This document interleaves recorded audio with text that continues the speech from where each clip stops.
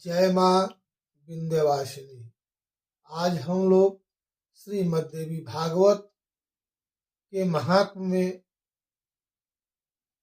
व्यासपुत्र सुखदेव के अरणी से उत्पन्न होने की कथा के बारे में जानेंगे।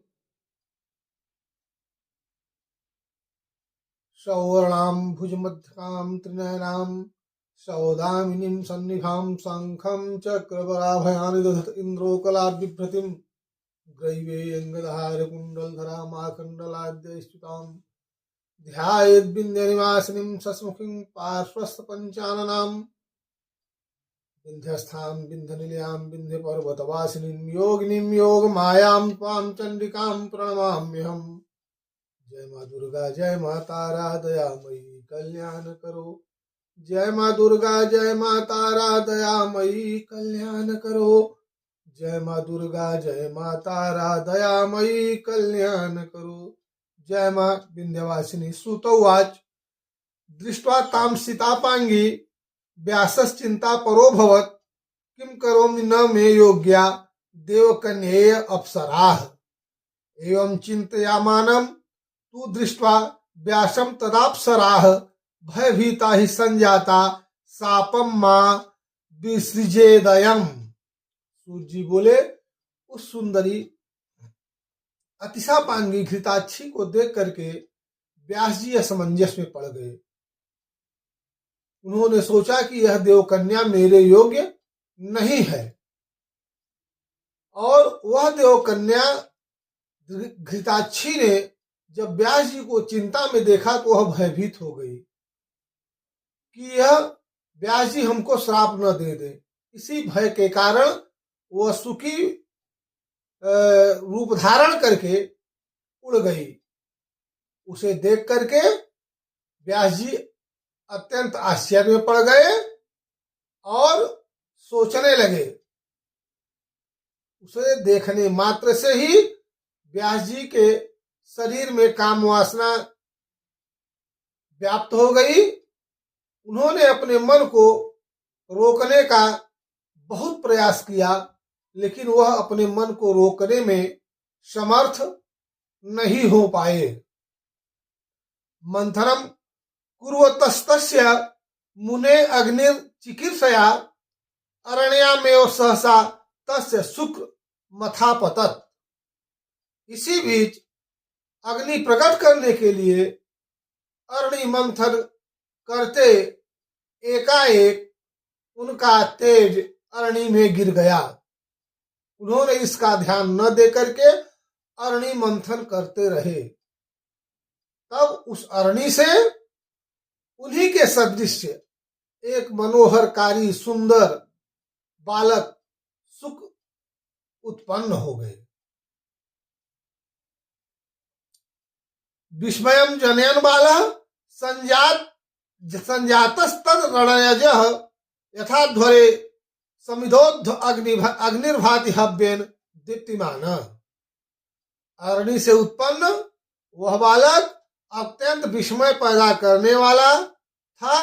वह उसी प्रकार सुशोभित हो रहा था जैसे कि हवन करते समय घृत डालने पर अग्नि दीप्तमान हो जाती है। व्यासस्तु सुगमावलोक्य विस्मयं परमं गतः किमेतदिति संचिन्त्य वरदानाच्छिवस्य वै।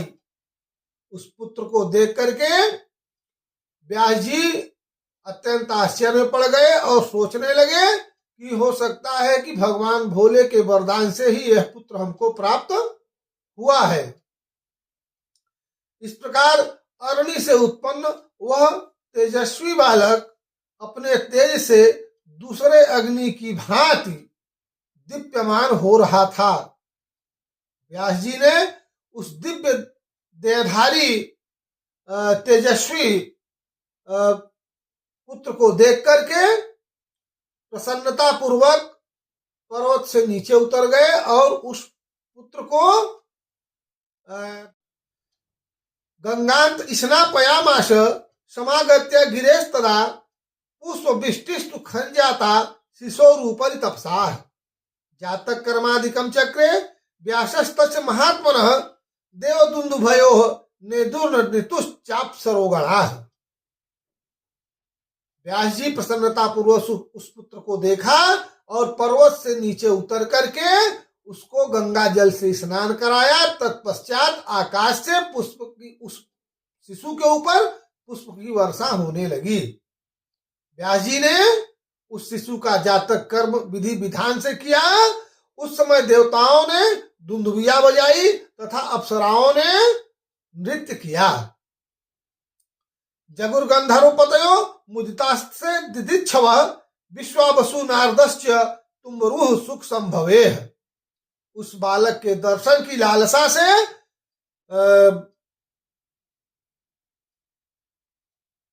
विश्वावसु, नारद तथा तुम्बरु आदि सभी गंधर्वराज प्रसन्न होकर सुख के जन्म दिन पर गान करने लगे। तुष्ट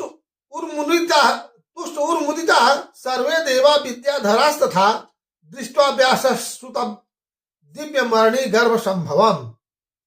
सभी देवता विद्याधर भी अरणि गर्भ से उत्पन्न उस सुख रूपी व्यासपुत्र को देखकर प्रसन्नता पूर्वक स्तुति करने लगे। अंतरिक्षात् पपातुर्भ्याम दंड कृष्णाजिनम शुभम कमंडलुष तथा दिव्य सुकास्यार्थे द्विजोत्तमा। हे द्विजोत्तम, उसी समय सुखदेव जी के लिए आकाश से दिव्य दंड, कमंडल और शुभ कृष्ण मृगचर्म पृथ्वी पर आ गिरे। उत्पन्न होते ही वह अति तेजस्वी बालक शीघ्रता पूर्वक बड़ा हो गया। व्यास जी ने उस बालक का उपनयन संस्कार विधि पूर्वक किया। उत्पन्न होते ही रहस्यों तथा संग्रहों सहित सभी वेद उस महात्मा शिशु के समक्ष उपस्थित हो गए। जिस प्रकार उनके पिता व्यास जी के अंदर वे विद्यमान थे। यतो दृष्टम सुखी रूपम घृताच्या संभवे तदा सुकेति नाम पुत्रस्य चकार मुनि सत्तमः। अरणि मंथन के समय उनके पिता व्यास जी ने उस घृताक्षी अप्सरा को सुखी के रूप में देखा था, इसलिए इस बालक का नाम सुख रख दिया। बृहस्पति उपाध्यायम कृत्वा व्यास सुतस्तदा व्रतानि ब्रह्मचर्यस्य चकार विधि पूर्वकम।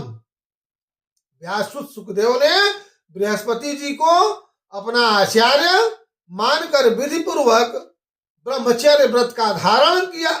ब्रह्मचर्य व्रत को धारण किया। गुरुकुल में निवास करके रहस्यों और संग्रहों सहित वेदों का अध्ययन किया। धर्म शास्त्रों का अध्ययन करके गुरु को दक्षिणा दे करके अपने पिता के आश्रम में लौट आए। दृष्ट्वा व्यास सुखम प्राप्तम प्रेमणोत्थाय ससंभ्रम आलिलिंग मुहुघ्राणम मुर्घिन तस् चकार। तत्पश्चात सुखदेव जी को आया देख करके व्यास जी ने शीघ्रता से प्रसन्नता पूर्वक उनका बार बार आलिंगन किया। उनके सिर को सूंघा। परम पवित्र व्यास जी सुखदेव जी से कुशल क्षेम पूछा। उनके विद्या अध्ययन के बारे में पूछा और उन्हें आश्वस्त करके अपने आश्रम में रख लिया। इस प्रकार सुखदेव जी ने अपने पुत्र से उनको विवाह करने के लिए कहा।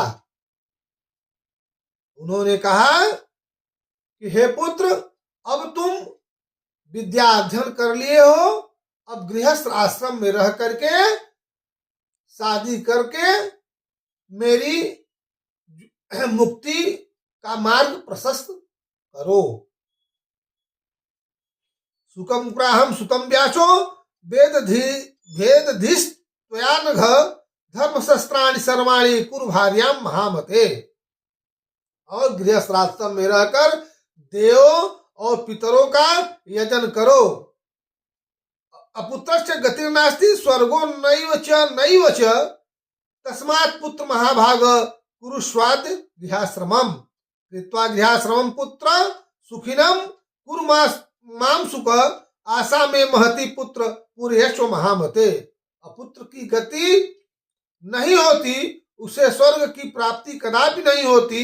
इसलिए हे महाभाग पुत्र, अब तुम गृहस्थ आश्रम में प्रवेश करो और हे पुत्र गृहस्थी बसा करके मुझे आनंदित करो। ऐसा करके हे महामते, हे पुत्र, तुम मेरी आशा को परिपूर्ण करो। सूत जी बोले, ऐसा कहने वाले व्यास जी के पास उपस्थित विरक्त सुखदेव जी गृहस्थ आश्रम में अनुरक्त अपने पिता से कहा। सुखदेव जी ने कहा, किम त्वं वदसि धर्मज्ञ वेद व्यास महामते तत्वेन साधि शिष्यं माम त्वदाज्ञाम करवाण्यलयम्। हे महामते, हे धर्मज्ञ, हे वेद व्यास, आप क्या कह रहे हैं? मुझ शिष्य को आप तत्व ज्ञान का उपदेश दें, मैं आपकी आज्ञा का पालन करूंगा। इस वीडियो में इतना ही। आगे की कथा अगले वीडियो में मैं आप लोगों के समक्ष रखूंगा। माता रानी सभी की मनोकामनाओं को, सभी भक्तों की मनोकामनाओं को पूर्ण करें, सुखी रखें, समृद्ध रखें, इसी कामना के साथ जय माँ दुर्गा, जय माँ तारा, दयामयी कल्याण करो। जय माँ दुर्गा, जय माँ तारा, दयामयी कल्याण करो। जय माँ दुर्गा, जय माँ तारा, दयामयी कल्याण करो। जय माँ विंध्यवासिनी।